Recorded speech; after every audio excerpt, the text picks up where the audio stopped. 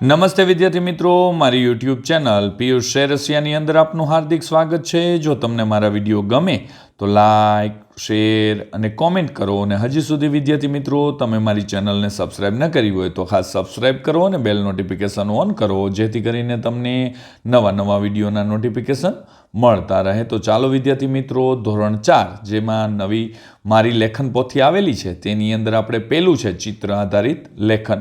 વિદ્યાર્થી મિત્રો, અહીંયા મેં મારા ભાષાની અંદર ને મારી રીતે મેં 5 થી 7 વાક્યો લખેલા છે। આ ચિત્ર જોઈને તમારે પણ તમારી રીતે લખવાના છે। જ્યાં મુશ્કેલી પડે ત્યાં જ તમારે મારા વિડીયોનો ઉપયોગ કરવાનો છે, અથવા તમે લખેલું હોય તે તપાસવા માટે મારા વિડીયોનો ઉપયોગ કરજો। તો અહીંયા છે તળાવ, બતક, કરચલો, વાતચીત અને વૃક્ષો। તો એના ઉપરથી આ શબ્દનો ઉપયોગ થઈ જાય વિદ્યાર્થી મિત્રો, તે રીતે વાક્યો બનાવવાના છે। તો મેં નમૂનારૂપ બનાવેલા છે।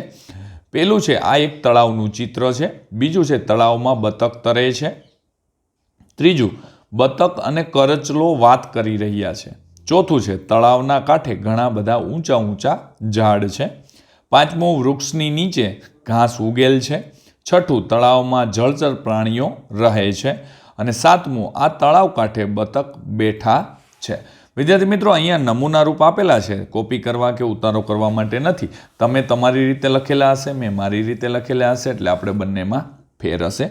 જો વિદ્યાર્થી મિત્રો તમને મારો આ વિડીયો સારો લાગ્યો હોય તો લાઈક કરજો, શેર કરજો અને કોમેન્ટ કરજો। હવે આપણે મળીશું નેક્સ્ટ વિડીયોની અંદર। આવજો।